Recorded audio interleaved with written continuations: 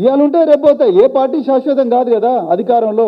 రాబోయే రోజుల్లో తప్పకుండా బీఆర్ఎస్ పార్టీ అధికారంలోకి వస్తుంది, రాజ్యాంగబద్ధంగా వస్తుంది, ప్రజాస్వామ్యబద్ధంగా వస్తుంది. తెలంగాణ ప్రజలు కోరుకుంటున్నారు, వాళ్ళ మద్దతుతో ఇలా రేపు బీఆర్ఎస్ పార్టీ అధికారంలో రాబోతున్నది. ఎందుకు మీరు ఈ పోస్టింగ్ల గురించి రేవంత్ రెడ్డి గారు మిగతా కాంగ్రెస్ లీడర్లు ఏం చెప్తే అదంతా చేస్తున్నారు? అసలు నేను ఓటు ట్రాన్స్ఫర్ కోసం అడిగితే నాకు చేస్తారా అండి అధికారులు? మీరు ఎంఆర్ఓలు, ఆర్డీఓలు కడియం కావ్య గారికి ఏ విధంగా చేశారు? దండ విఠల్ గారికి దొడ్డిదారిని ఏ విధంగా చేశారు? మేము అడిగితే చేస్తారా? ఒక కామన్ మ్యాన్ ఎవరైనా వచ్చి నా ఓటు ట్రాన్స్ఫర్ చేయమంటే 3 నెలలు సతాయిస్తారు. వీళ్ళ నేమ్స్ ఎలక్టోరల్ రోల్స్ ఉండాలి కదా. మీరే అన్నారు హైకోర్టు ఆర్డర్ ఉంది అని. మరి ఎలక్టోరల్ రోల్స్లో వీళ్ళ నేమ్స్ 25th అక్టోబరే కదా, అక్టోబర్ నాటికే క్లోజ్ కావాలి ఇవన్నీ కూడా. మరి ఇప్పుడు కొత్తగా ఎట్లా వచ్చినాయండి? మళ్ళీ చెప్తున్నాం, రాజ్యాంగబద్ధమైన సంస్థలు ఫెయిల్ అయితే ప్రజల లోపల తిరుగుబాటు వస్తుంది. రేపు నేపాల్ తరహా, బంగ్లాదేశ్ తరహా, లేకపోతే శ్రీలంక తరహా తిరుగుబాటు ఈ దేశంలో మరి ముఖ్యంగా తెలంగాణ రాష్ట్రంలో వస్తే అది దానికి ప్రధానమైన కారకుడు రేవంత్ రెడ్డి అవుతాడు, కాంగ్రెస్ పార్టీ అవుతుంది, బీజేపీ పార్టీలు అవుతాయి. మీరిద్దరు కలిసి ఇక్కడ ప్రజాస్వామ్యాన్ని కూని చేస్తున్నారు. సో అందుకొరకే మేము మళ్ళొకసారి తెలంగాణ ప్రజలకు మరి నివేదించుకుంటున్నాం. వాస్తవాలు మీకే చెప్పాలి, ఎందుకంటే రాజ్యాంగబద్ధ సంస్థలు ఫెయిల్ అయినాయి. మరి రాజ్యాంగబద్ధ సంస్థలు ఫెయిల్ అయినప్పుడు ప్రజలే మరి చరిత్ర నిర్మాతలు అవుతారు, ప్రజలే న్యాయ నిర్ణేతలు అవుతారు. ఇలా ఇబ్రహీంపట్నం అయితే it has become a big joke.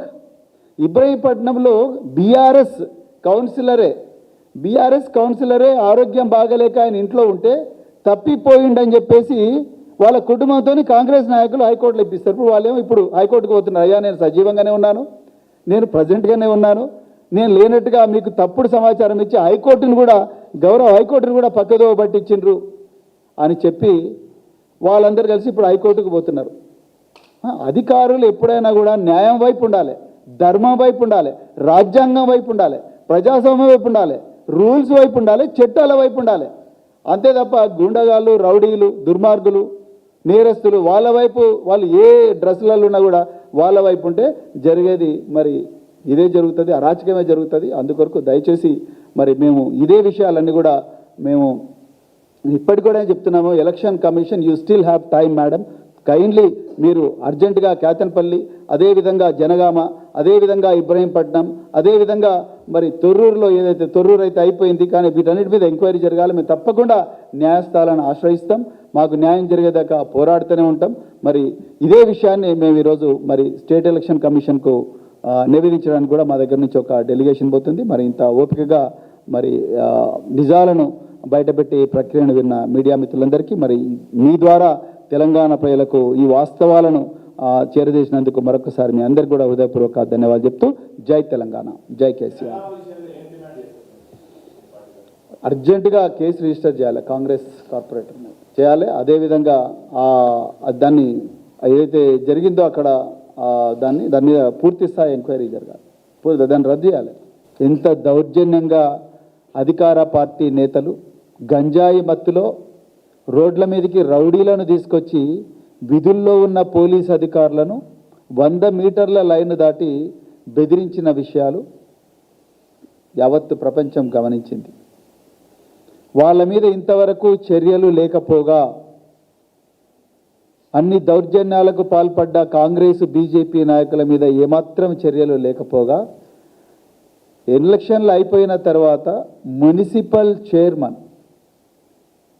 Municipal vice chairman ఎన్నిక ఏదైతే ఉన్నదో ఆ ఎన్నిక అనేది ఇంకా దుర్మార్గంగా చేయబడుతున్నది. నిజానికి ఎలక్షన్ కమిషన్ తెలంగాణలో ఉందా లేదా అన్న అనుమానం కేవలం బీఆర్ఎస్ పార్టీకే కాదు, 4 కోట్ల తెలంగాణ ప్రజలకు అనుమానం వస్తూ ఉన్నది. ఈరోజు 4 ఎన్నికలు జరిగినాయి. నిన్న అమన్గల్లోనైతే నిన్న కళ్ళతో చూశాను. అమన్గల్లో ఒక బీఆర్ఎస్ కార్పొరేటర్ను బలవంతంగా తీసుకొని పోయి మరి కాంగ్రెస్ వాళ్ళు కలుపుకొని ఒక్కటే సీట్ వచ్చిన కాంగ్రెస్ పార్టీ ఇప్పుడు బీజేపీ సపోర్ట్తోని వైస్ చైర్మన్ 2 కూడా వాళ్ళు తీసుకున్నారు. మేము మొదటి నుంచి చెప్తున్నాము, తెలంగాణలో మోడీ అదేవిధంగా దేశంలో మోడీ, తెలంగాణలో రేవంత్ రెడ్డి, వీళ్ళిద్దరు కూడా బడే బాయి చోటే బాయి సంబంధంతో ప్రతిరోజు కూడా మరి తెలంగాణ ప్రజలను